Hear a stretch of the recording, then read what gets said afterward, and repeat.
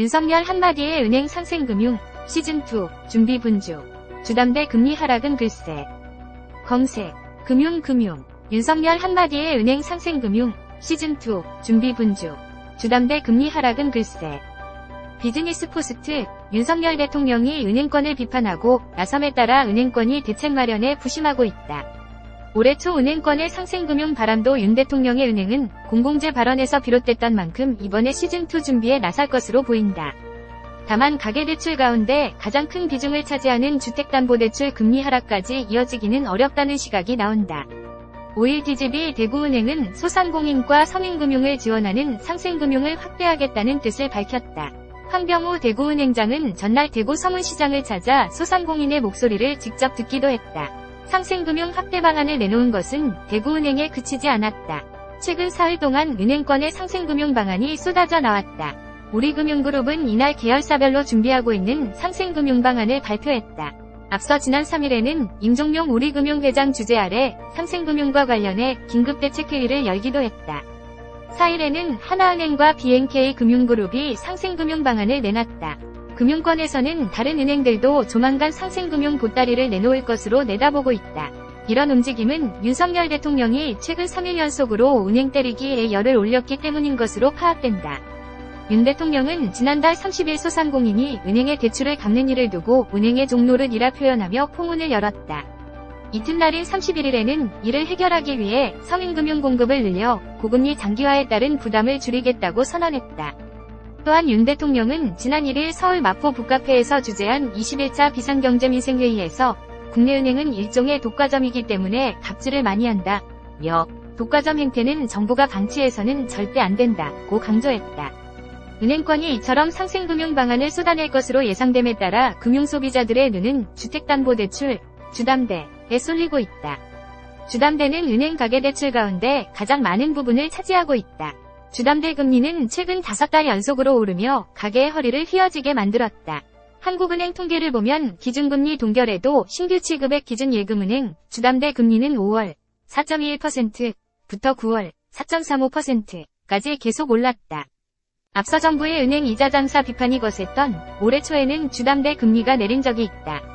한은 기준금리는 1월부터 11월 현재까지 3.50%로 유지되고 있지만 올해 초에는 이복현 금융감독원장을 필두로 정부의 압박이 거셌고 은행들은 가상금리 조정 등을 통해 대출금리를 내렸다.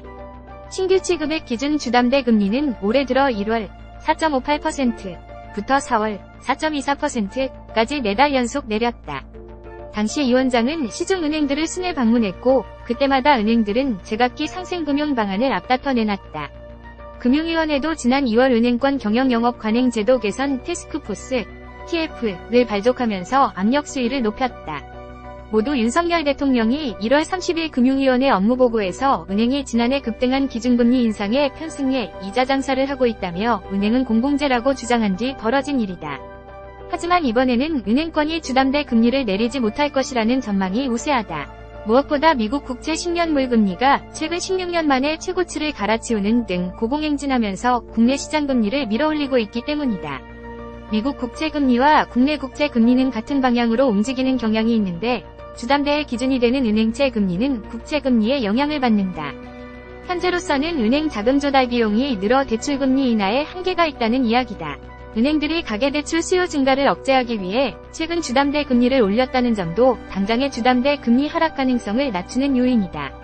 금융당국은 최근 가계대출 증가 주범으로 은행권의 대출 경쟁을 꼽았다. 이에 불편한 시선을 받은 은행권은 지난달 중순 가상금리를 조정해 주담대 금리를 올리며 가계대출 디레버리징 줄이기에 동참했다.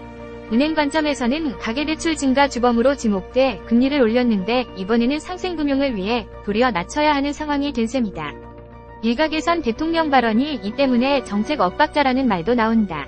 인위적으로 대출금리를 조정하려 들어 관치금융의 폐해만 보여주고 있다는 것이다.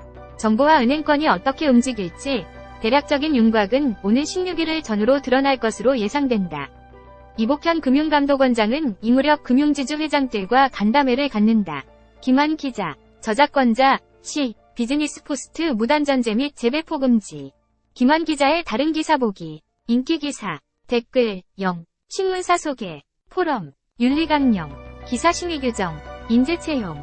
기사 제보, 광고 문의, 불편 신고, 이메일 무단 수집 거부, 청소년 보호 정책, 개인정보 처리 방침. 서울특별시 강남구 삼성로 100개 15명당 빌딩 3에서 4층.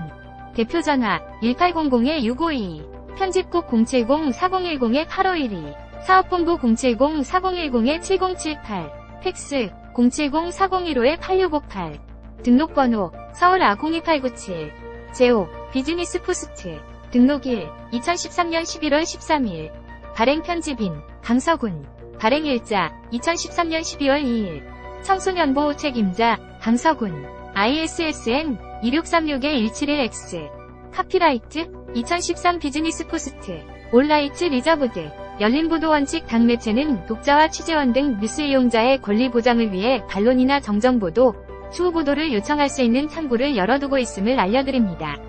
고충 처리인 박상효 1800-6522 bspost-biznesspost.co.kr